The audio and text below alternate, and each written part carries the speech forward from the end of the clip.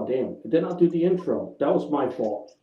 That's all right. No worries. It's all good, brother. We're going to jump right into it. We're going to have a little fun with the Metal Summoners right now. What's up, guys? So great to see you guys as always. Thank you so much for rocking out with us. We're coming to you on a terrifying Tuesday today because with, of course, everything going on with Thursday being Thanksgiving, we wanted to give, of course, not only the respect to the co-hosts of the show, but also the respect to the guests of the show to allow them to have as much family time as possible when it comes to the holiday season. So that's why we're going to have a little bit of fun right now. Welcome back to your Island of Misfit Toys, not only for you Metal Summoners, but of course for our guests this evening. We're going to have a lot of fun. We're going to talk about how 2025 shaped up, and we're going to talk about how 2026 is getting set and rocked out for these gentlemen. Welcoming back to the Metal Summit, we've got Streetcar Revenge. Rick, Mark, a pleasure to have you guys back on. Thank you for some time this evening and welcome back. It's great to see you. Thanks for having us again, guys. We appreciate it. Of course. No, absolutely, for sure. I guess it's again for Mark. It's my first time on the show, but thanks for having me, guys. Right, for sure. So return for the band, second time for Mark and first time for you, Rick. But no, absolutely, my friend. But talk a little bit about how 2025 went for you guys. Obviously, it's getting into the holiday season. We're shaping up the end of the year as, of course, you guys take a little bit of time, a little bit of family time whenever you guys are able outside of shows. But talk a little bit about how 2025 went for you because you've got, singles that came out and videos that came out, the last couple of months, a couple of times this year. So it definitely looked like it was a good 2025.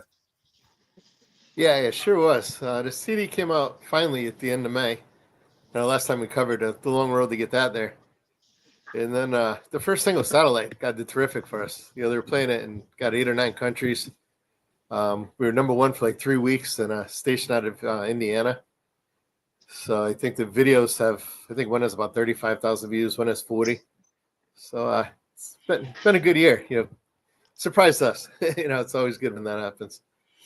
Yeah, it's been a good time. I mean, it was a long time coming. I think working with these guys and just trying to get the finishing touches on the album, get it out. It was really good. We're really, really happy with the production, the way everything came out with the songs. I think like Mark said, Satellite being the first track off the album, it got really quite a bit of publicity. People seem to really like that one. It was a good jumping off point for us right there. And I guess after that, just a couple more songs came out. We've been releasing a couple more singles, been on the radio, and it's been a wild ride, man. Absolutely, for sure, because you guys had Satellite come out. It's definitely, it's action-packed video, it's fast cars, man. So, but talk also just a little bit about what it was when it came to that song, as far as like feeling, that was the best, jumping off point and the best single to lead with. Well, I think from our side, like I said, we had the music kind of written, and it was a different song before. It was called Tell Me Why, and then it was the first one that Rick did. And we heard it, and it was so different from the other version. And, we loved it. Like, right from the start, it shocked us. It was like, wow, this, he really nailed it. So we were just so excited to get that out. And then, the recording process, Rick did with the harmonies, and it kept getting bigger and better, as it went on. Yeah, it was big hooks, big chorus, big harmonies, and arena rock kind of throwback vibe. I don't know, it just hit on all cylinders. To me, it was like, wow, this is a song. This sounds like this could be something right here. So it was an easy choice to make. Absolutely, for sure. Talk a little bit about the video concept as well, because I mean, you have this like really cool video that kind of intersplices. Like I said, you've got like fast cars, you've got pretty girls in the moonlight, and I'm also just a big fan of like of live, of concert film, bands playing in music videos as opposed to just like a movie style. So you've got you guys performing live interspliced in there as well. So talk a little bit about the concept for Satellite's video. Good. Rick put this thanks, man. I think the overall concept of the video honestly was, if you listen to the lyrics of the song, it's really about, kind of lost, but finding, the overlying theme that somebody is still out there, right? And they're watching over you and going to protect you and take care of you, and they'll always be there for you. And I was thinking about this video, and originally we were talking about doing a live on-site video, and we were trying to figure out, well, what would happen? Get cars, and maybe the guy will be out there. We'll all be driving cars, and he gets in a car accident or something, and his girlfriend is distraught. And anyway, we wound up not really going that whole direction, but we ended up talking with a guy about doing some digital animation for us, kind of put some of that concept together. But the band also wanted to make sure we were live in the video as well. So we incorporated ourselves kind of as avatars in this video and the digital side of it. And then, it's kind of like the girl is watching us live as well. So it was kind of putting that all together. Absolutely, for sure. And before I kick it up to Angel and have him take it away for a little bit, talk a little bit, just also, just circling back around when it comes to, working with, Anonian Records and how that has been beneficial to the band. Ryan, we started with Ryan, probably about 4 or 5 years ago. We played a show, we met him, he came up to us and said, really like the band, want to work with you guys. And we just went through so many members, right away. The singer we had at the time, he decided he wanted to go more of a country route, so he left on us. And we were just trying to find the right person, and luckily we found Rick, after got about 3 years, 4 years. And Ryan just stayed with us the whole time. He was terrific. And even in this process, he's not only the record owner, he's actually a friend. He comes, he hangs out with us. We just talk regularly about, personal things. We have dinners together. So it's good. It's a business relationship and a friend relationship. It really came together in all aspects for it. And then the production they gave us, with the people who worked with us. Everybody from BJ Zampa with the production, and Ryan sent down the Anthony Fox for the final mastering. Mm-hmm. And it was like night and day when we turned into him versus what we heard when Anthony Fox finished with it. It was, it was unbelievable. Then the overall packaging he did with it. We had Jeremy Safer did the photography for us. There's Jeremy. A nice package with that. Yeah, you just said nice package. You did. You guys heard that, right? Oh yeah, we sure did. Absolutely. All the nice. So yeah, it was good, and I'll say those guys, they've been really good, really supportive. They're at the shows, they're there with us every step of the way. They've been really, really good. So it's I'm glad I came into the relationship. I mean, obviously, like Mark said, they were already there before I got there, but it's been really good to get to know these guys. Absolutely, for sure. No, and Jeremy's absolutely fantastic. He's got such an amazing history of like photography. I love his like color schemes. He does a lot of like, dark gothy stuff that I'm like super duper into, but he also manages a band called Living Dead Girl that we've had Molly on the show before, and she's absolutely fantastic. And that's super duper cool. And when you were talking about Anthony Fox, is that Beautiful Creatures, Anthony Fox? Yes. Yeah. That's awesome. I'm such a super nerd for Beautiful Creatures. I know, me too. Everything from there. Joe Lestay with Bang Tango, I love, and Beautiful Creatures. Yep. No, absolutely. Yeah. Oh, for sure. I mean, I was like, when it came to like that era specifically, I mean, Angel and I are both, of course, just like we all are. We're big 80s rock people. We love, big anthems, big hair, all that fun stuff, pretty girls. But like, I was always a huge fan of like a lot of those kind of second tier bands. And I don't mean that with any like disrespect. I'm just talking about the bands that weren't like full on like arena level. I mean, of course, we love our Motleys and our Poisons and our Rats, but like, man, I'm a huge Bang Tango fan. Like I said, I love Beautiful Creatures, bands like Faster Pussycat and LA Guns I'm a big fan of. So like, I definitely love that stuff. But I mean, Joe Lestay is fantastic. I've known Alex Grossi now for a few years, like for a while. And so that's super cool. So when you mentioned Anthony's name, I was like, well, there's only one Anthony Fox that I'm familiar with, and that's super duper awesome to hear. Yeah, what a job he did, though. If you heard the two, we thought it was good before we sent it to him. Then when we got it back, it was just Unbelievable. Yes. Yeah, So really can be nice. Yeah. absolutely, for sure. Angel, let's kick it over to you, my sir. Hey, just want to say thank you so much for your time. Um, I just got a quick question just to knock it out because I also write for Ballbuster Music. So after the episode's over, I will go ahead on Ballbuster Music, post a link to everything and any news. So is there like a name of the record and when can fans expect it to come out?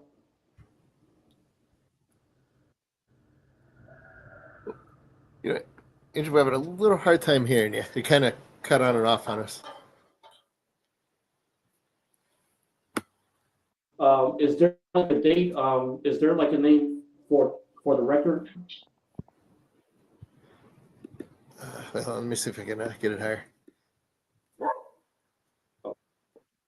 Oh damn! I got Rick twice. Oh. Yeah, I don't know. I got booted and came back, so now I'm here 2 times somehow. All right. Just give it a second and it'll. There we go. Do you guys have a name for the record yet?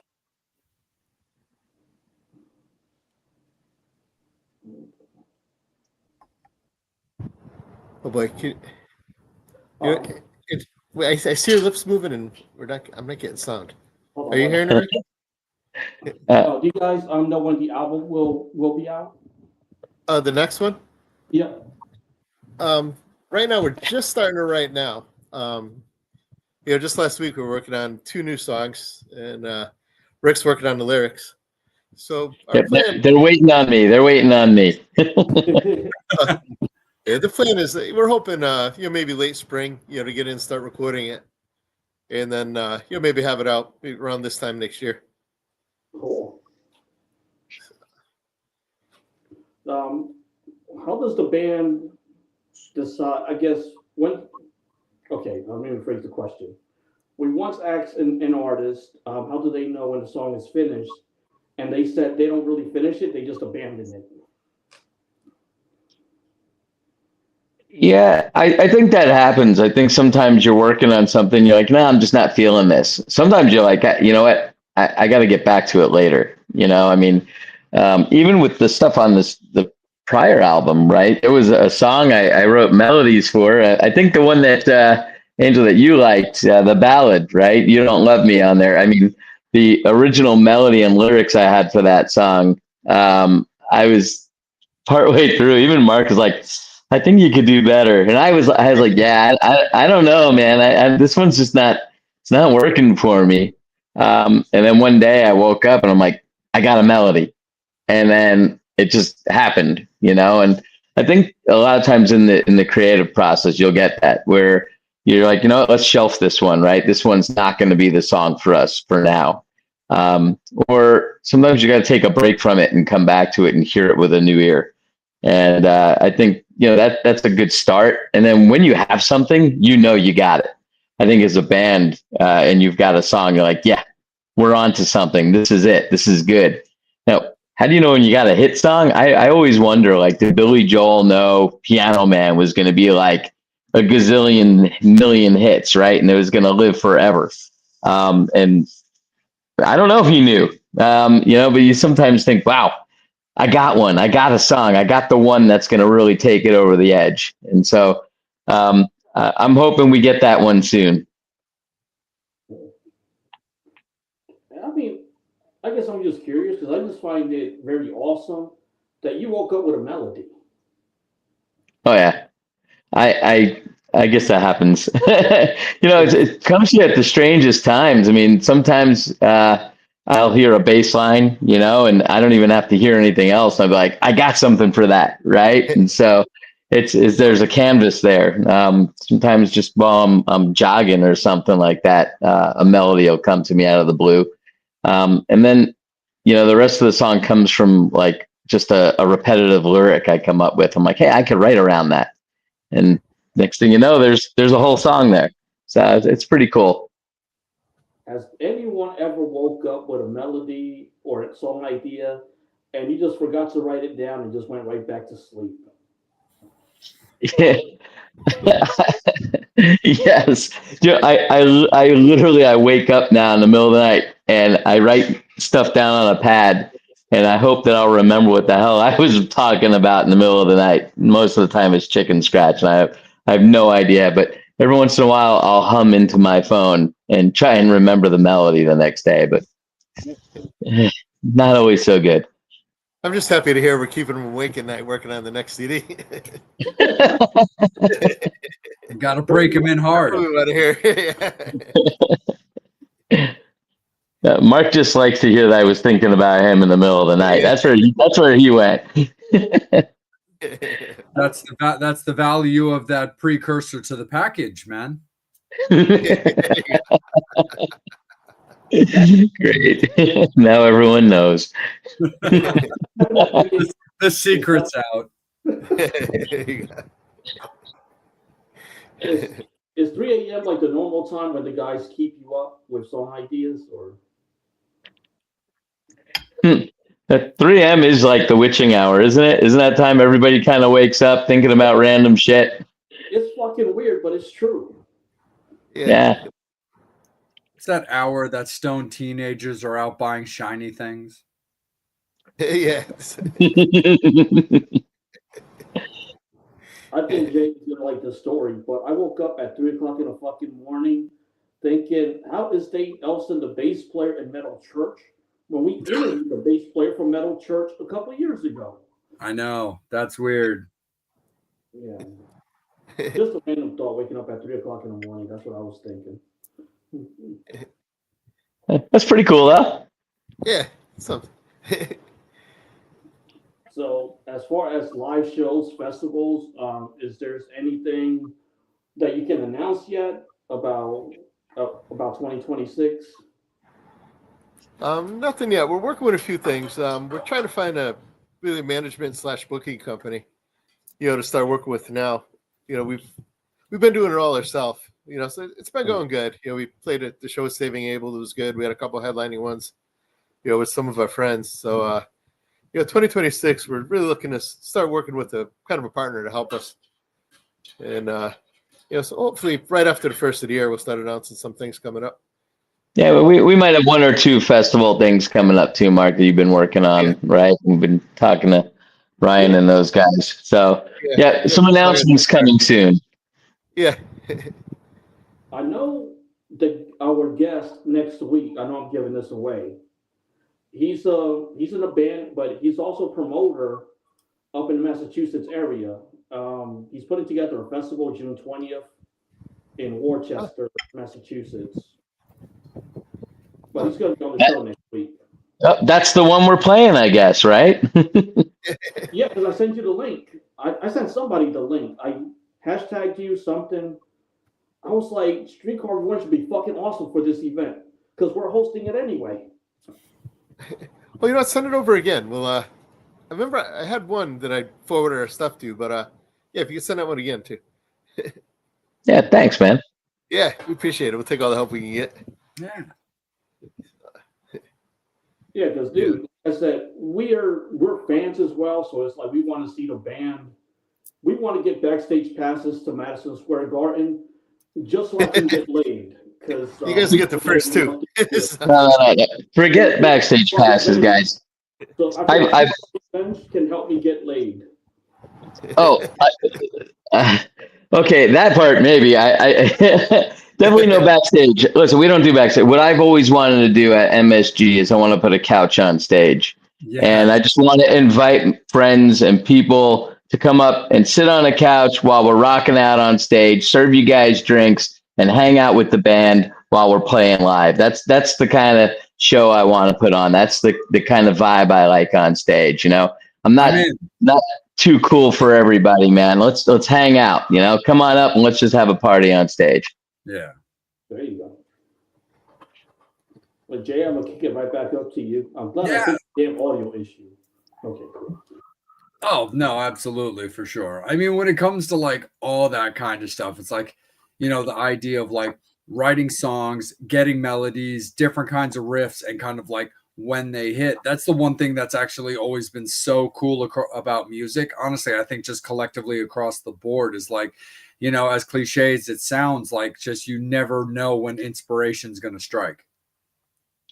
Yeah, it's true. And I got to ask you guys, I'm gonna throw a question at Jay and Angel here. I Yeah. mean, what do you feel about, like, all these guys that aren't musicians that are creating this music with AI, with, streaming guitars and vocals and the whole thing? Like, how do you guys feel about that? Being music purists and loving the art. So I I do feel that there's a small place for it, and I put emphasis on small. And the reason for me is why it's not zero is like I've got friends who are just simply solo artists. Like they play a little bit of instruments, but maybe they're not, multi instrumentalists and stuff like that. And they just really want to have the ability to put out music independently. Like, for example, Ron and I have a colleague, Angel and I have a colleague, Ron, who does interviews and music photography, and he's also the co-host with me on my other show that I do. And Ron has a solo project that he does called Crazy White Devil, where he writes his own music, sings his own music, and uses certain kind of AI, but also like drum machines and stuff that like you can tweak online to just allow him to do songs by himself, where as his brain kind of works for it. So I do think to a small degree there is a place for it, but it's more in a confined space for like somebody who genuinely can use it beneficially as their own creative outlet. Now, as far as, people who are really taking it to the extremes, fuck those assholes. Stop making stupid people famous. Like, I'm a big supporter of playing your own instruments, giving people a reason to come out, and giving them a reason to go home and tell two friends who then tell two friends. Like, I grew up not only in like 80s rock, but also a lot of like goth rock music and stuff. And there's a lot of place in that music for also things like electronic. So I do also have a soft spot for like high quality DJs that kind of know how to do things right and know how to perform well. I'm a huge like Typo Negative fan, and even you and somebody like Josh Silver, who was their keyboard player, who's such an incredibly like his tone in keys is like knowing Dimebag Darrell's guitars in Pantera. Like when he's playing keys, just like you knew when Dime was playing guitar. So like as far as the ability to do kind of synth type things, if you use them for the purpose of enhancements, I'm all for it. And I will absolutely back and respect your ability for a creative outlet. But when you're just sitting on your couch at home, which I know happens, and putting into AI generators, hey, I want a country style song about these topics written this way, it drives me absolutely crazy, because the bottom line for me is it should never be that easy. Yeah. And it's really not heartfelt, right? I mean, you're not creating it. Something else is creating it. So I agree with you. Using it as a vehicle to help you get your craft out there is different than just setting some prompts up and letting the computer do all the work, right? So I tend to agree with you that way. I think, there's a lot of production and direction that can go into it. I've been doing some AI video stuff. I mean, the Three Little Pigs video is 100% done with AI. And it takes a lot of work in prompts and camera angles. And I'm still like a novice at this, guys. I mean, I'm getting a lot better at it, but the amount of hours it took to put into that to get it right. And I'm sure the AI is getting better too, right? So I don't have to be as good at it to get my story across. But it was a cool concept, Rick. You had this kind of Scarface meets casino gambling vibe in that video. Yeah. That was, I think the whole song was supposed to be kind of a dark twist, right, on what happens when the piggies go unchallenged by the wolves, right? And so it's a whole flip the script a little bit. I think of it as like Wicked, right? The show Wicked, right? Is the other side of the story. And Yeah. so here's the piggies, and they're not so innocent. So yeah, I think the video came together pretty well. I know Mark was pretty pleased with it. Yeah. No, it was definitely a cool one for sure. But Angel, let me kick it up to you, man, because you're the other half of Rick's question. I'm gonna throw this. A year from now, when I'm talking to Rick and Mark about the new record, I want to hear that Rick and Mark busted their ass on the record. That's what I want to hear. I don't want to hear that they made this record using AI because as a music fan, that's what I'm used to. You're playing on That's fair. your your brains out. I think AI has really made people lazy, especially in college, where you can write a paper just using AI, which really sucks. It defeats the whole purpose, because that's what I grew up on. I guess to put it in another way, it takes away the brain power of just racking your brains over a song. Like imagine Rick and Mark, you guys have a hit song. Let's say by the stroke of luck, you have a hit song that you wrote through AI. How are you gonna feel as a songwriter knowing that you really had that help of AI? Yeah. We should be happy. I'm keeping them up at night, writing songs. Yeah, no, it is like it should be an expression, right? I mean, that's what music is, and it's an expression of yourself, your thoughts, your feelings, a story. So when I feel like when it's not really your craft, Yeah. But you're taking credit for it, that's where it's a departure from real music. So yeah, I think we're all kind of in the same camp there. I think so, for sure. Even some of the things I enjoy, even when Rick has a song, just picking his brain what he was thinking when he wrote it. Some are life experiences, some are, just a story. So it has that coolness aspect to it too that, you guys don't necessarily get that we do. Yeah. No, absolutely, for sure. And kind of like a fun direction, real quick, Mark. I want to steer this one at you as like a bass guy. Like, give us a little bit of a rig rundown, because I saw in like the video, we've got like a Thunderbird being played. So like, for my own like bass greed, I want to hear a rig rundown. Yeah, right. I was using the Thunderbird, and I just switched over to a Music Man. I actually have a Sabre. It's 1984, I believe. It was. Oh, nice. Yeah, it has custom paint on it, so it's pretty cool. Mm-hmm. And then for years, I was using an SVT rig, with the 8x10 cabinet. Mm-hmm. And then we worked with some of the people at Command, and they set me up with the pedal, with the Ampeg pedal. Yeah. And boy, it sounds exactly like the rig. And what a difference. So once you have the pedal, the way they designed it, you can pick the head you want. If you want the SVT with the tubes, you have that. You can pick solid state if you want it. And then there's another selection, so you pick the cab you want to go through. So, I was running the tubes with the 8x10, and I was able to dial that right up on the pedal, and they actually got it down, to the point where it sounds exactly like it.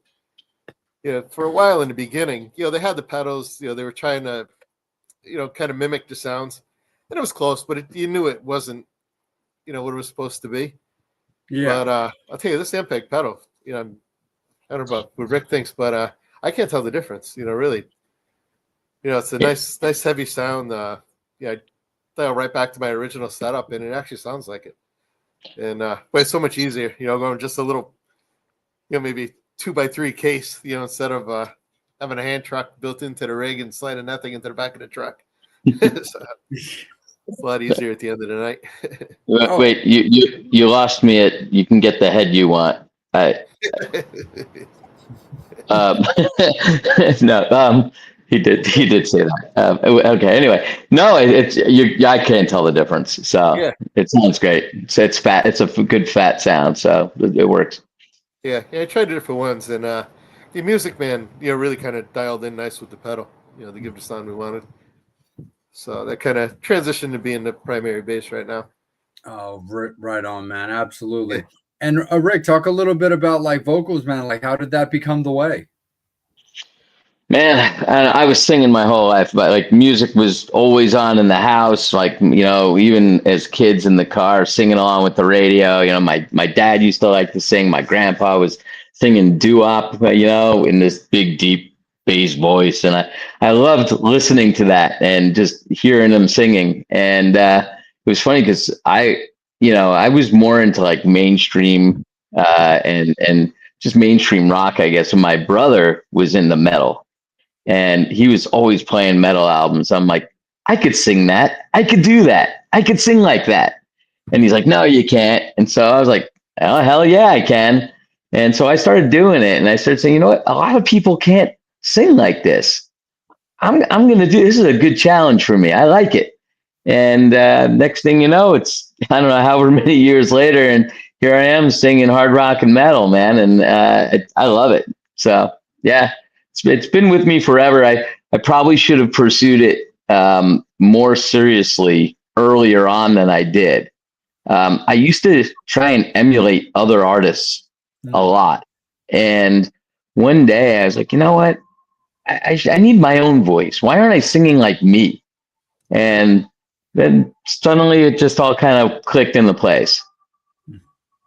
I can definitely understand that on that too. I find myself when I do like my own like kind of like vocal work and stuff like that, that like when I'm like driving and listening to like music, because I can't drive in silence. I just don't have it in me. I need something playing. I need something that I can sing along with. Like poor Megan probably has to suffer through like so much nonsense when we're driving out places and stuff like that. But like it's funny because like I have like this not octave, but this 2 style range where, because I don't have a high pitch range. Like I can't go particularly high, but I have a slightly more softer style where I can sing a lot of like pop punk stuff, because I love singing like pop punk songs. Like I love stuff like Good Charlotte and Newfound Glory and Blink-182, because I have that kind of range. But then I also have a bit of like a gritty kind of Social Distortion tone that I like to go into when I'm listening to like Typo Negative and Social Distortion, and and again, I listen to a lot of just overall gothy music, and I'm a big fan of a band out of Finland called Him. And so I listen to a lot of their stuff, and I sing a lot of things like that. And I love Villa's kind of like just melodic but baritone, like just Sex on the Beach vocals that dude like is able to do and stuff. So I find that those are like my 2 like solid places for myself. Like I can go into a higher range, but I still know that I have more of like a softer style voice, because the thing that's most detrimental to me is I don't have any strength in my voice. Unless I was to take the proper training, I would never be able to be the front man, because I don't have vocal strength to carry an entire set by myself. I can do your backing vocals all day long because I know when to chime in. And that's always kind of the trickiest thing right there, is I just wasn't blessed with strength. But that's also mixed with the fact that, like, anybody can be coached to, strengthen and learn their part in that kind of an orchestra. Yeah, I totally agree. And it's a muscle, right? I mean, use it or lose it. So I think that's part of it. And yeah, you could totally be. And I also think everybody has a voice. Like there's a style of music that everybody has that they can sing. It may not be the style that they want to sing even, but for every famous artist out there, there's somebody who can sound like them. And, I don't know, Angel, if you sing or what your style is, but I'm sure, there's a voice there for something. He's our drummer. Yeah. But I did do karaoke with my friend. We did I Got You, Babe. That's your go-to? No, we did that one and another song. And we did this karaoke at a casino. Oh, nice. Just in front of people. We didn't give a damn. That's a good time. I think when you karaoke, you try to sound like the artist a lot, right? Like I've actually, even myself, like I go to karaoke, I don't know if I should sing songs the way I would sing them at karaoke. I think people want it to sound like what they're used to hearing. I don't know. No, we just did it. Well, we did it kind of weird. She sang Sonny Bono's part, and I sang Cher's part. Totally didn't sound like the original then. I think I scared some casino workers away. All right. The video or it never happened, man. Come on. Oh, if we could all just turn back time. Oh, wow. You're waiting to use it. You know what? We're too old to date. You know what? We're too old to be dating Cher. She prefers younger dudes now, like in their 20s. Yeah, damn. Yeah, that's when you know you're old. When you know you're too old to be dating Cher. Yeah, you feel sure. Oh my God, that's amazing. I may have to have some plastic surgery so I can look young enough to date Cher, who's had. Anyway. Dude, Rick at 3 a.m. tonight is going to start writing a song called "When the Cougar Strikes."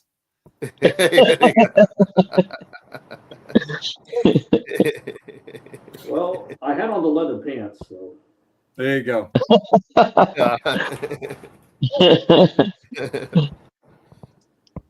When the cougar strikes. All right, you might be onto something. yeah. I got you, Here bro. you go, I'm with you. With you here now.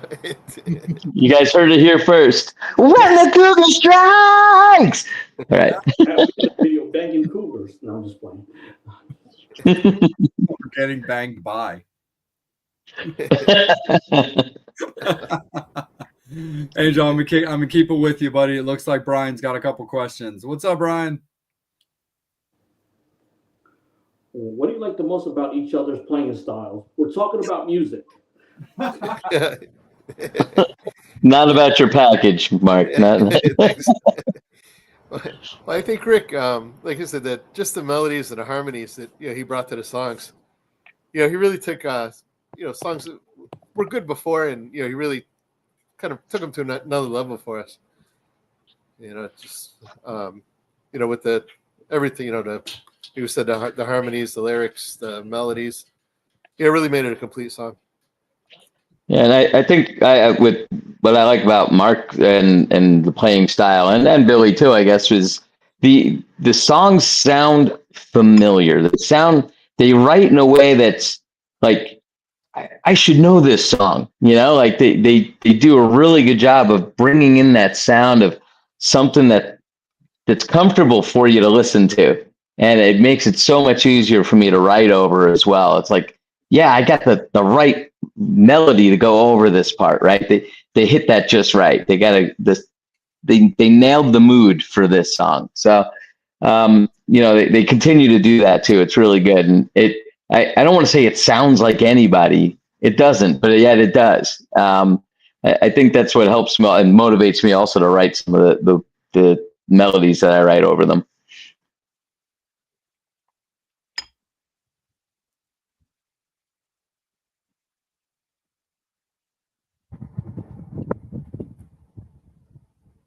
Oh boy, most original that changed the genre. That's a hard one, man. That's a good. Yeah. I think about Chris Cornell.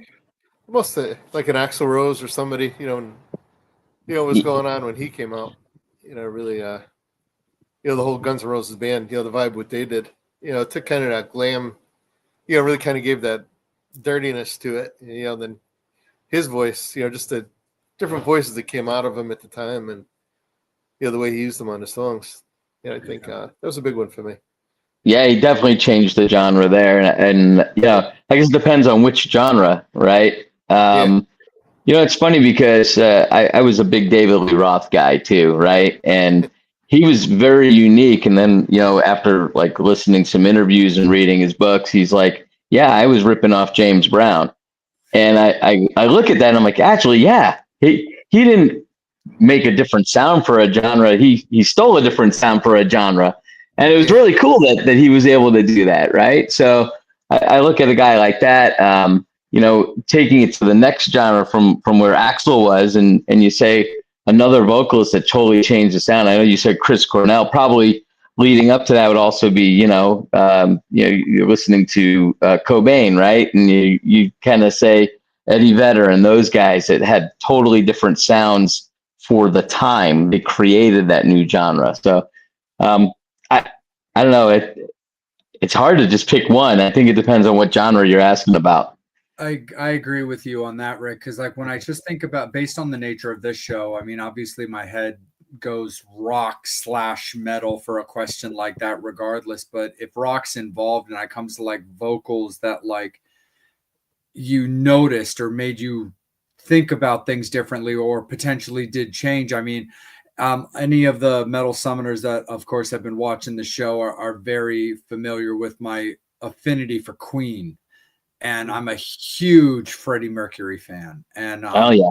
I'm a big like Queen. I'm a big Queen nerd just in general. Like where every now and then, various metal summoners like to ask questions of like what and in fact, actually, it's Brian's main question that he loves to give, which is what artist would you sacrifice and who would you bring back?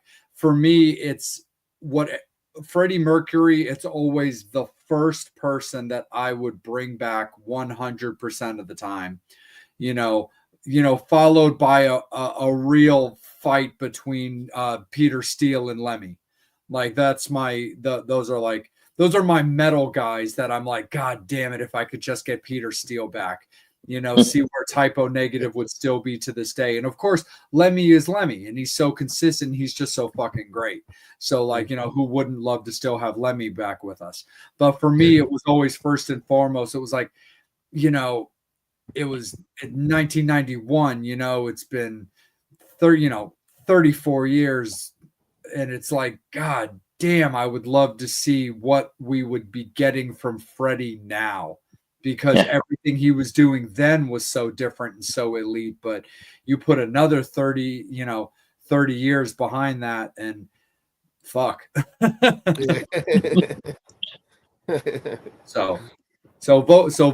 So yeah, old school like vocalist that I think changed the genre. I really do have to throw Freddie in there because whether it was because of his teeth or the way his mouth was shaped or however you look at that story or what is or isn't confirmed, that octave range was very, very different at that time. I couldn't agree with you more. Amazing. Top 10 for me. Absolutely. Yeah, absolutely. Right back to you, Angel. What do you feed your bassist? How often do you?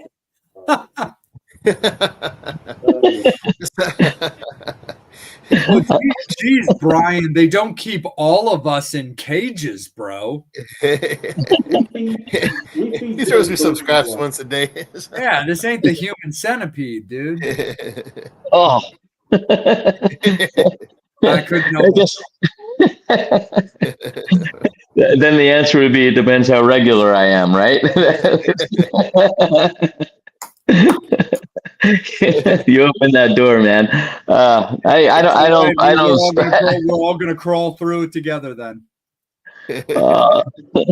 I don't feed the bases. Mark is self-sufficient. He's a big boy. He can take care of himself.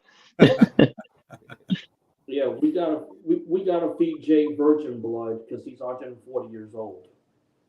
Absolutely. It's easy to find them a virgin. We just go to Maroon 5.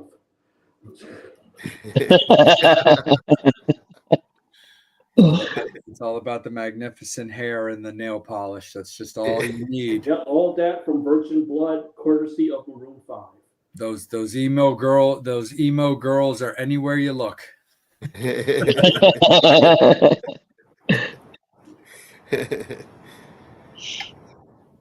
Sorry, babe. Hey, I did help you out by saying virgin blood from Maroon 5. That you did? You had to take it that other direction.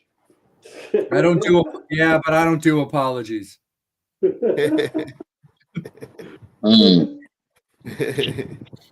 What song would I do in another language, to perform another language, and what reason? Oh, wow. Oh, Mark, you want to hit this one? What would you do? I don't know. I was hoping you would take it. But, Oh boy.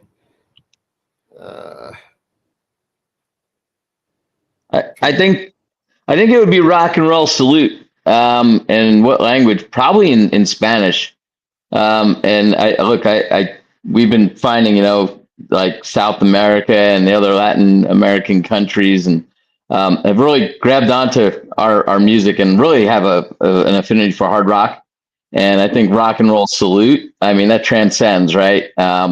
It's a straightforward rock song. It talks about, falling on hard times and how, music got me through some hard times. And I think that would transcend. I think that would be the one. Now, Rick, if you guys go to South America, you're gonna need a translator. And it so happens, I'm actually know Spanish. Oh, wow. Really? Yeah. Just saying, if you guys go to South America, you need a translator. Just muy poquito español? Mucho español. Yo soy puertorriqueño. Mucho, okay. So I'm actually fluent. So going through customs, all that, translating the gear, all that stuff. Yeah. Cool. We need a guy. Now I got a guy. Cool. That's Love funny it. because every week we get a radio report from the different songs, where they're playing, what countries, what stations. And Little Piggies is killing it in Brazil and Mexico, believe it or not. Yeah. So we may need you. We might take you up on it. Good question, Brian. Hey, Brian, thanks for throwing all these questions at us, man. It's entertaining, too. Appreciate it. Yeah. Oh, is Megadeth trash? Yeah. Nah. I wouldn't think so. I think maybe it was considered more thrash, early days, but now I look at it, it's more art. I think they've got some good art rock. Really, I think it's good. I like it. I like thrash too, but I wouldn't consider it thrash. Yeah, I didn't really view them as thrash, to be honest. You take a model, man. Well, and the funny thing about that too is, having Dave Ellison in Metal Church, because also Angel, if you remember, not only was Steve on bass from being on the show, we had Stet Howland as well. So we had Metal Church's drummer on the show previously, and he's gone as well. So there's a part of me that's like curious, where I know Stet is really, really busy, but there is a small part of me that's like, dude, we need to reach out to Steve and have him back on the show so we can find out what the hell happened. Of course, depending on how much he's willing to talk about it, because that was weird. I saw that article the other day, and I love Metal Church, but I was like, wait, Steve has been in the band for forever, for over 10 years. And everybody knows that it's the Kurt Vanderhoof show. And I'm not taking a cheap shot at Kurt. Everything he's given us with Metal Church has been phenomenal. So I'm not taking shots at him, but I was definitely caught off guard to see this vastly different lineup of the band when there were a couple of members of the band who had been seriously longer tenured guys. Yeah, it woke me up at 3:00 in the morning last night. I'm like,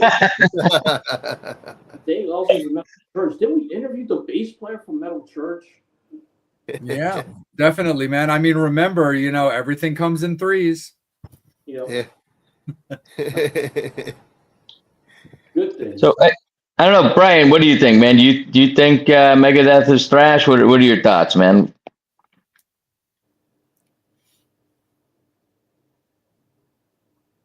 He's forming a response. No, for sure. When it comes, the thing is, I love the thrash genre. I'm a casual fan personally.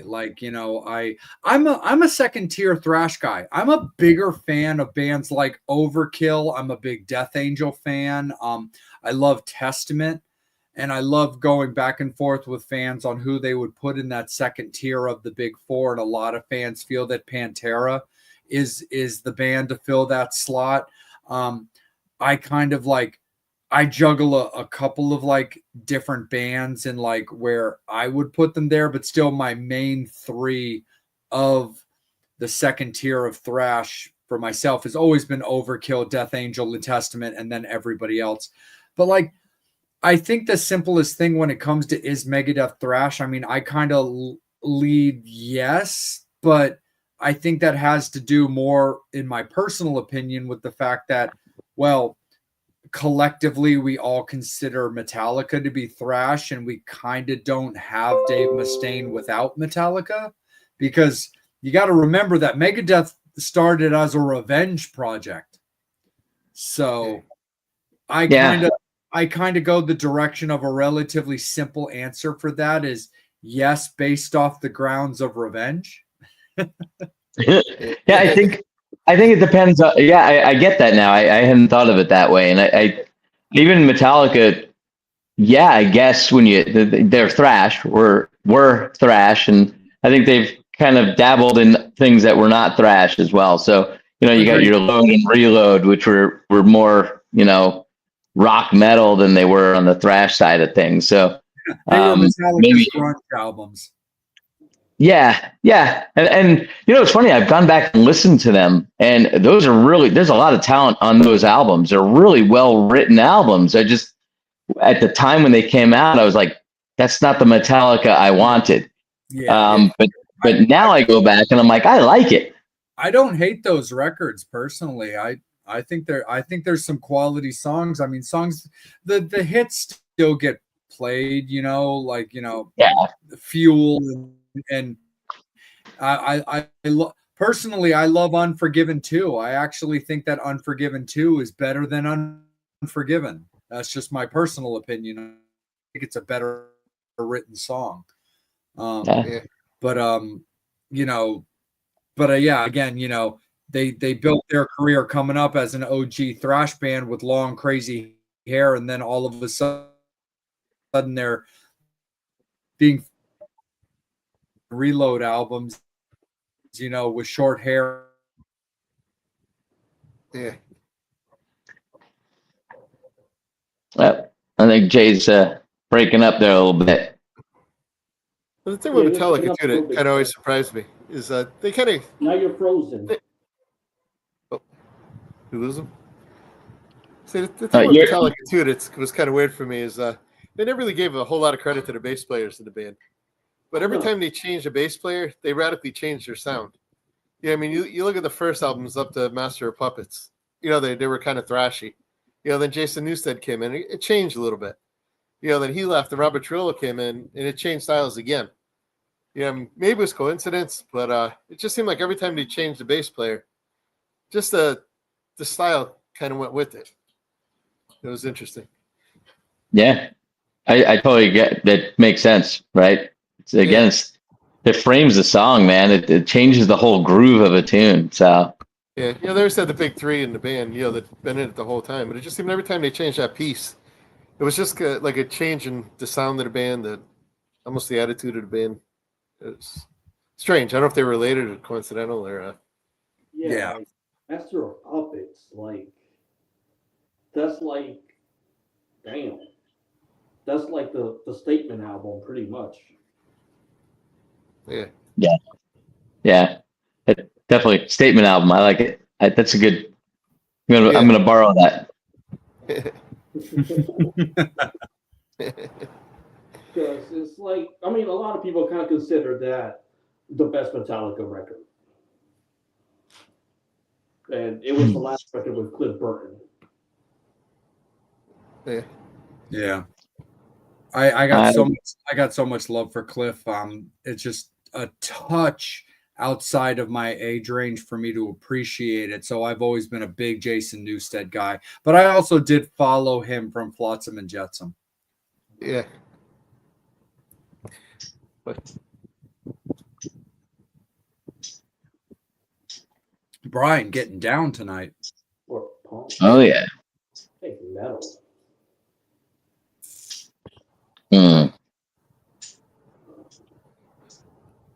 Probably both, right? Thinking about it. Yeah. Really takes elements, both and almost squish them together. I'm definitely with you on that because, you take a band like the Cro-Mags, Harley was a crazy person. and that idea of just that aggressive playing style is definitely very thrashy. So I think you're right, Mark. I think it's got its place kind of in both, because, and that's a tricky question nowadays. Like if Angel and I had started this show like 30 years ago, either before the internet was even invented or at least just in the earliest forms of it, it might have been a little bit easier then. But there's the metal tree is so many branches now. There's so many subgenres and so many inner splices and stuff like that, that's a particularly tricky question. Yeah. Okay, fair enough, Brian. I got to pop this one up because Brian's our mate. We love him. He was like, what he was talking about, like, yeah, he's no less crazy today. No, he's absolutely right. Brian and I caught Harley not that long ago. Well, pre-COVID, but he played a place outside of Baltimore, because I live in Maryland and Angel lives in Jersey. But outside of Baltimore, at a place called Fishhead Cantina, before he regained the rights to the Cro-Mags name. So he was performing just as Harley Flanagan, and I can't knock Brian. He's 100% right. He's just as crazy now.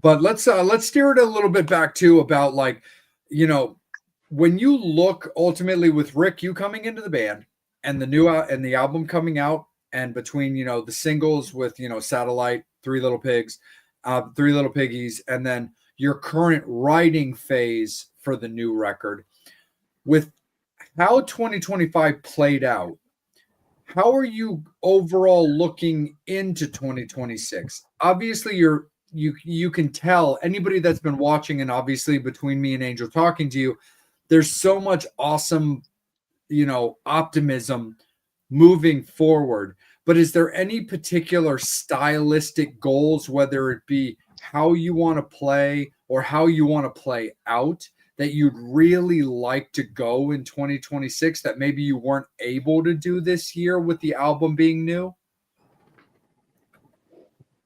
Well, I think live, not really. The new album, the songs we have, they're different. They're still good, but you can almost feel even more of a growth. A lot of the first album, a lot of songs were written, even before we started. They were kind of reworked and rehashed, and then some, maybe 4 of them we wrote together. From start to finish, and you could really tell which ones they were. And now the next one is really jumping on that. It's just a little more mature, maybe a little away from the 80s. Still, kind of big guitars, big hooks, boom and bass underneath drums. So the style's still there, but I think it's just almost a maturing, that I think you're going to hear. Yeah, for sure. Yeah. Yeah. I mean, look, as we all listen to different things, and even one year to the next, my musical taste changes and grows, and I try and listen to everything under the sun. And I think that's always plays a part as well, right? And hey, wow, that's a cool way to put a lyric. That's something different I hadn't thought about. Let me start the verse on the upbeat instead of the downbeat, right? Which Mark always talks about. So I think you'll see some of that. I think, look, I with previous bands, there were certain times where there was a pressure to be different and try so hard to write something that was so groundbreaking and different, and it actually took away from the song. And what I want to make sure we're doing is writing for the song. What is right for the song? Don't overcomplicate it, right? Yeah. If it's good, it's good. And I don't care if it sounds like something that maybe was done once before either. If it works for the song and it sounds right and it feels right, that's what we need to do. And I think that's the direction we're taking these. That's awesome for sure. And there's a question I want to pose to both of you because I actually feel like there's actually a lot of value in this question that I think gets kind of overlooked by fans as well as kind of stuff in general. And I feel like both of your opinions are very important on this one.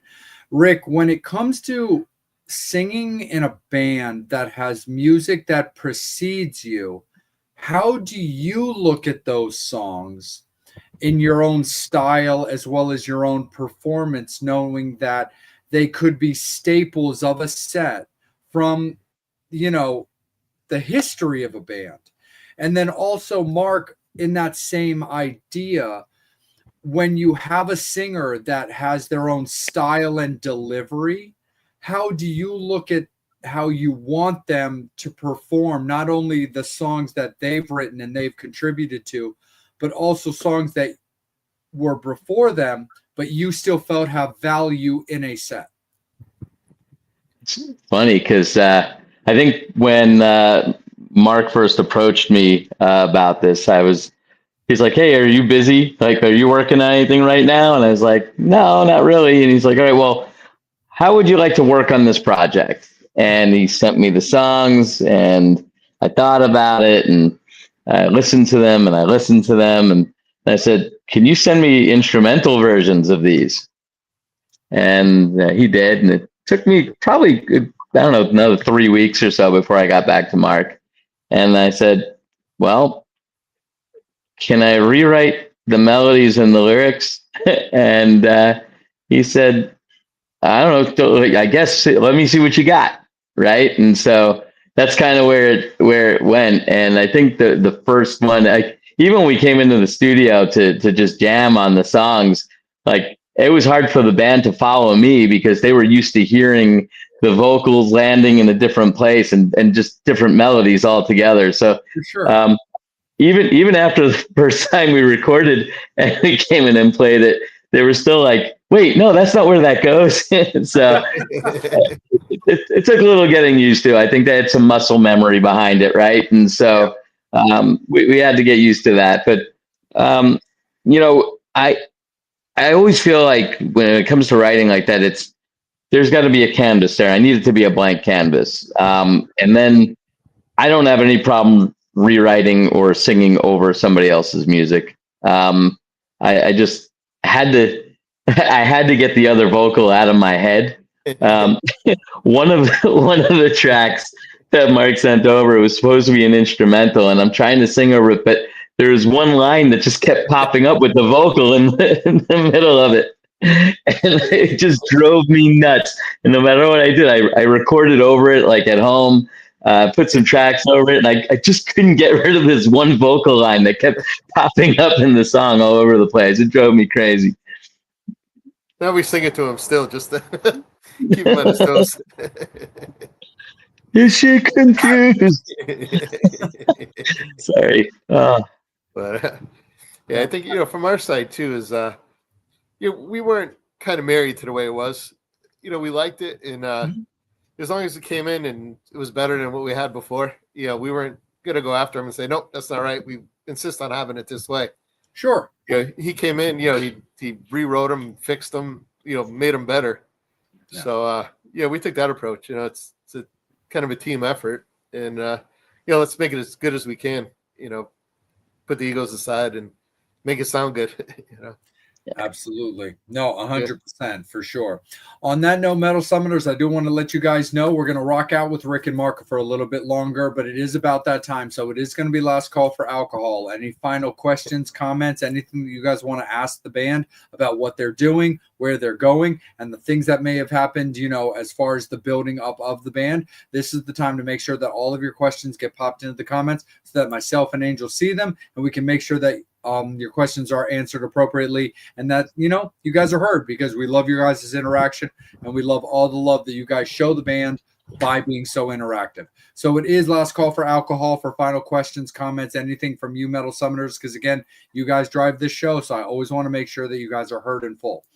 When it comes to the current writing cycle, how has it been for you guys I know this is slightly piggybacking off of what you guys were just talking about, but now that you guys are talking then about a fresh slate, but now with the writing that you are doing right now, that is a completely fresh slate. How have you guys found everything to be working in, from not only bass and vocals, obviously, because you both are on the show right now, but guitar and drums as well? It's been going great, because generally what happens is Bill, the guitar player, kind of comes in with a riff, and then we build off it from there. And usually when the three of us kind of get some kind of semblance of it, to the point where we got it, listenable, we'll make a recording, send it over to Rick. And this time is nice because last time he was kind of stuck. We said, all right, there's, 4 measures here, and then we're going into the chorus. Then the chorus was X amount of measures, then it's coming out. Where now he has an open slate. We kind of sent him the riff. We said, all right, this will be the chorus, but tell us how many times you want it. You want 6 measures this time? We'll make it 6 measures. So I think it's easier for Rick this time. He has kind of a bigger palette to paint on. Where last time he was kind of almost in a box, where he had to fit his stuff into it. Yeah. Where now we're just, hey, this is what we got. These are the parts. Tell us what you want. We'll record them for you how you want them. We'll get them over to you and, give it a shot with vocals over them. Yeah, and it's also like, hey, I think, there should be another guitar riff here, which Bill will never argue about. Or, play a longer solo. Or, at this part here, I think we need to really crescendo and then speed up, and we all can build and discuss that. Maybe we won't agree on some of the stuff, but we'll figure it out, right? But I think being part of the writing and creative process together really makes a difference. For sure. I mean, Rick, it's got to be an amazing feeling to come into a musical project where you're given that kind of free range, because, for you to be able to openly say, hey, I like these songs, they're my style and I can work with them, but I'd like to make these changes, and have Mark and have the band be, receptive to that. It has to be an amazing feeling as well, because of course, no disrespect to your writing style and, your vocal delivery, when they've got songs, for lack of a better term, in the can already, it's got to be a pretty cool and very bonding experience to have them be like, let me know where your head's at. Tell me what you're thinking would work best for this, as opposed to being, no disrespect to you, but kind of like, hey, this is the song, which, in my opinion, is their right to say that if they felt that way strongly. You know what I mean? Like, I'm trying to craft this question a certain way to be both parties. I'm picking up what you're putting down, man. I really think, it's actually the big ups on the band, man. Like, really props to those guys for having an open mind about it, because they could have totally been like, no, like we want you to sing, but we want you to sing this way because they're our songs, right? And maybe it would have been a different conversation as well. But I think that, combined with knowing that they already had a different vocal and a different melody and a whole different style and different lyrics, it put a lot more pressure on me to really deliver, right? And come up with something superior, in my mind anyway, to the product that was there before. So, but yeah, I got to give these guys all the props for that, right? I mean, honestly, they were open to it. If they weren't, I don't know what would have happened. Like that, I don't know where the project would have ended up, to be honest with you. For sure. But I mean, that I feel like that's also got to be kind of a cool challenge for yourself as well, where it's like, hey, I'm down for this project and I know I'm the guy for the job, but now I have to deliver for them. And nothing brings out greatness like a challenge. And so I got to feel it had to be kind of a cool part of your brain to really tap into, to be like, to put a little bit of a playful spin on this, be like, okay, let's make sure that I can write a check that my ass can cash. That's right. You're dead on, man. And look, I thrive under pressure. Actually, it's kind of when I'm forced to do something. You're backed into a corner. What are you gonna do, right? You're gonna fight or die. And so yeah, it was a really cool opportunity. Felt really good. And yeah, you're dead on, man. Like I have to perform, right? So I lucked out. I guess I did okay. You passed the audition. Yeah, I not did. so bad. Absolutely, for sure. So, hey, it Angel, wasn't half bad. he wasn't that bad. No, absolutely. Oh no, man, it definitely works for the style for sure. Like I said, we've been talking about Satellite. We've been talking about Three Little Pigs. We've been talking about multiple songs from the record. So it's definitely Mark, you got your guy, man. Like for sure. Yeah, we sure did. Absolutely. We might have one more single too in it. I think we might do Too Late. Oh, okay. Yep. Nice. Yeah. I like that. It's too late. Yeah. It seems to be getting a good response right now. So everyone's pointing us that way. So we may try to get one more out. I think that would be definitely cool. And before I kick it up to Angel, and we go around the table one more time, the last question I'll pose to you guys when it comes to this segment is it's a question that Angel and I have kind of bounced off each other depending on who's asking it, is that there's this very interesting dynamic in bands nowadays. And it kind of goes like not back to the AI like question and answer segment, but in that kind of idea of how music is now. How do you guys look at the band as far as putting out your music?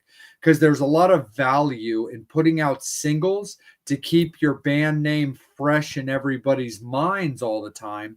But do you guys also fancy yourselves as an albums band, or at least a solid EPs band? Do you guys like putting out records/EPs in full where you give a bulk product to your fans? Or do you still find that if a single comes together at a proper time, would you be down to release it to keep you guys fresh? I think we're more the album route. Luckily we have the partner with Yo and Ryan where, we do the album. We get the right package. Everything just comes together nice. We have the ability to write the songs, so it's not like we're struggling. Like, hey, we got 5. That's all we got left in us. We already have got about 10, 12 songs worth of music already. So, we're really looking the album route, and then release the singles off the album. I think probably. Oh, good. No, I think if we were in a position where we had our own recording studio and we're working with somebody in there all the time and we could just pop out one song at a time, that would be a little bit, maybe we would go that route as well. But I think, in our case, we're going into the studio to record. We want to make sure we're getting the most bang for our buck. We have consistent sound. We're going to go in there and knock out all the songs, right? And put out an album that way. Absolutely, for sure. Angel, I'm going to pose one more question in this segment, and then by all means, man, take it away, and we'll wrap everything up and put a nice little bow on it. But I got to ask, I'm a Dead Will Rise guy, and I was wondering if that song was ever in consideration for a single. It was just because we think it'd make a real cool video too, So we were talking even around Halloween, maybe doing something. See if we get people to dress as zombies, for a show or something, and release it that way. But I think as far as feedback, from different outside people, it really went towards Satellite, Little Piggies, Too Late, and I'll Come Running. Really to kind of forward everybody really talks about. Yeah. But internally, I know a couple of the guys, Dead Will Rise is their favorite song too. I think that's Bill's favorite song too, right? So yeah, Bill and Tim, yeah. I mean, it's definitely a zombie song with some good '90s grunge harmonies going through it, and that one felt good. I love singing it, so it's a good one. No, for sure, absolutely, no worries, guys, 100%. Angel, my guy, it's all you. Let me get to the final question from Brian. When you first, Brian, you're killing it tonight, bro.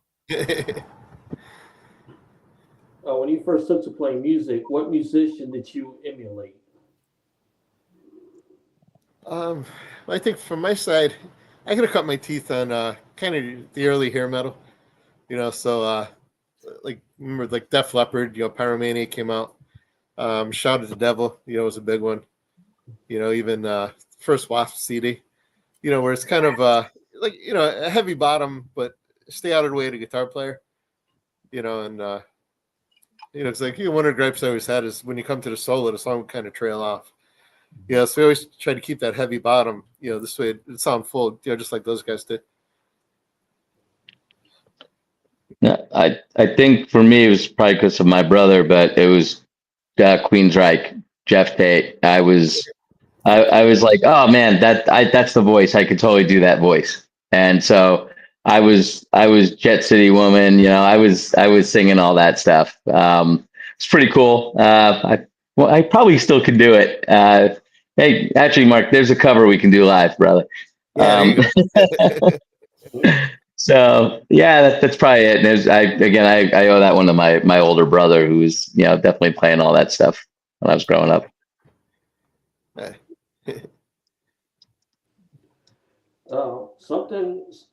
Well, this is my question, but let me just get to something.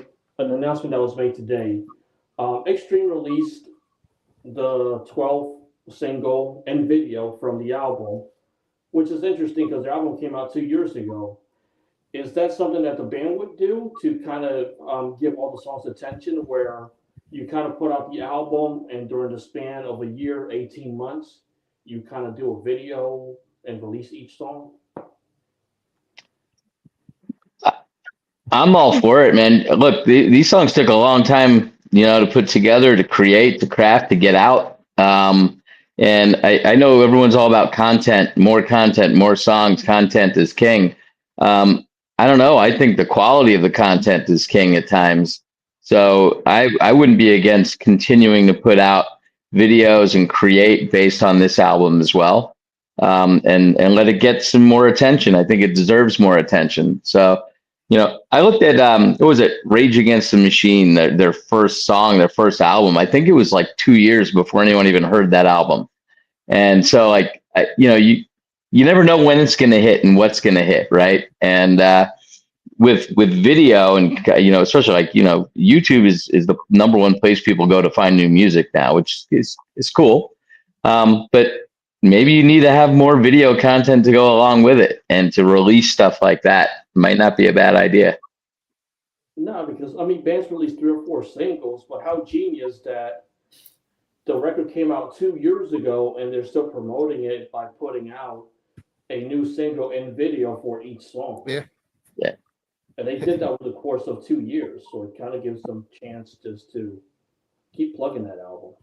Yeah, well, who knows? Like we said, we're hoping for bigger things in 2026. To really get out there more, promote it more. So if for some reason something hits and it starts to move, by all means, we'll push the next one out a little farther. It's not like we have a drop dead date right now that it has to be done by. If things start moving on this one, absolutely we'll pull another single out of it. Yep. So in other words, Mark, I got to work on another video. Yeah. I was going to tell you after this. Yeah. If you actors, let me know. If you need big boobs, I can get that for you. Oh yeah. Yeah, my friend.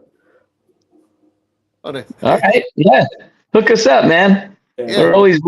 Big boobs, yeah. But I'll figure it out which boobs would work out for the video. All right. Thanks. Yeah. Oh yeah. We'll take all the help we can get. Absolutely. No, we definitely got you for sure.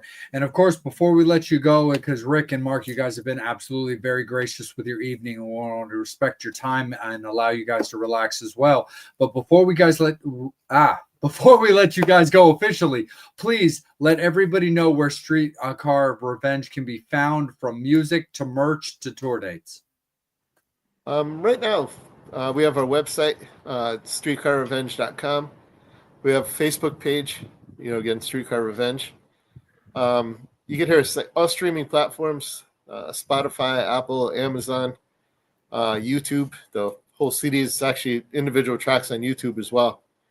So pretty much anywhere you find music, you can find us. And, is our MySpace page up to date? Waiting for you to finish that one. Yeah, then all the merch. Again, we have the cool T-shirts, with the CD cover on it with the car. Yeah, we have ones just the name. We have hats. We have fleeces.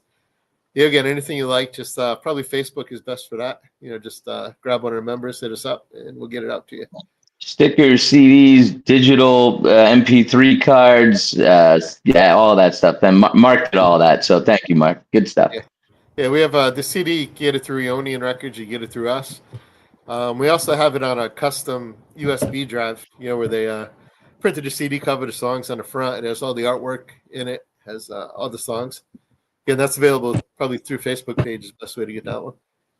Hell yeah. And Mark's OnlyFans page too. You can get it there too. There you go. Oh yeah, absolutely, for sure. That's the best way to definitely check in there. We can tie that in with Mark and Angel's, in investigatory journalism over at like Exotica. It was for journalism purposes. True story. Absolutely. That's what it's all about. Angel, don't you agree that you and I would look absolutely so dapper in a couple of Streetcar Revenge t-shirts at Exotica? Absolutely. Yeah. You know what? Speaking of Exotica, that's coming next week to your town. Yes, it's coming outside of DC. You're totally right, brother. Publicity is publicity, man. Actually, send us your addresses. We'll get you a couple shirts and stuff too. Yeah, for sure. Oh no, you guys rock, absolutely, for sure. I think Angel, you've got the direct contact, but absolutely, you guys can reach out to me as well. I can actually go pick it up because I go to Connecticut with Uber. Yeah, that's true. You're always in our area. Yeah. Hell Yeah, yeah! I'm just driving people from the airport to Connecticut. Oh, All right, you just have to swing by rehearsal one night too, man. Hang out. Yeah. So. no, dude, cheers to that, absolutely, for I'll sure. bring the cowbell. Oh hell yeah! I'm one of those old school cats that's just a sucker for like a classic logo just on a black shirt because I don't wear any color. No, absolutely. But Rick, Mark, we appreciate you guys so much. I appreciate you, Angel. Appreciate you for sure. But Rick, Mark, we really appreciate you guys rocking out with us this evening. The thing that's always the most important to myself and Angel is that you guys enjoyed yourself. You felt respected. You enjoyed the questions that were asked. And no matter what, you felt that this interview in any way, shape, or form can benefit Streetcar Revenge and your guys' continued success. Well, thank you. Thanks for having us on, you guys. I really appreciate it. You guys had a lot of fun. Yeah, anytime after the first year, hit us up and we'll pop back in with an update. Absolutely. No, for sure. Definitely. You guys are alumni. You guys are always welcome. Anytime you guys have something you want to talk about, anything you guys want to promote, reach out to myself, reach out to Angel. You guys are always welcome, and we're happy to have you on. Awesome. Thank you, guys. Thank you, guys. Good Angel, too. Oh, hell yeah, for sure. Metal Summoners, appreciate you guys. First and foremost, this show thrives on you guys. Your guys' interaction has been absolutely great. Shout out to Brian for all the amazing questions. Our buddy Chuck on YouTube, thank you so much for hanging out with us, buddy. We see you for sure. And again, make sure that you guys are checking out Streetcar Revenge on all of their socials, checking out their merch, getting after their shows, doing any little things that you guys can do to make sure that you guys can help keep them on the road, putting out new music and doing anything that allows them to record and put out everything that's coming out. Keep in mind, there is new music coming out. They're writing currently, and we look forward to having them back on the show to talk about how the new record's coming along or how the new record has been since it's coming out. We'll get you guys all the appropriate information when it comes to that. So anyway, when it comes to that, of course, again, please make sure you're following them on all of their socials. When it comes to Angel, you can find him at Angel Alamo 78 on Instagram. He can also be found on Facebook as well. You can find myself on Instagram at salem.vampire, but I can also be found under that moniker on Facebook as well. And when it comes to the Metal Summit, please make sure that you guys are following us on Facebook and YouTube in particular, liking and subscribing, because right now that's where you guys are watching us talk to Rick and Mark about everything involving Streetcar Revenge. But also, if you guys like being in the know and knowing exactly what Angel and I are up to, and of course, our beloved Psycho Steve, you guys can definitely follow us on Instagram because all of our announcements come out there first. When it comes to our beloved Psycho Steve, he can be found on Instagram at The Real Psycho Steve, and he can be found on his website at psychostevepresents.com. But let's steer it back around to Streetcar Revenge. Rick, Mark, thank you guys so much. We really appreciate your guys' time this evening. And please reach out to myself and Angel if there's anything that we can do to help you guys.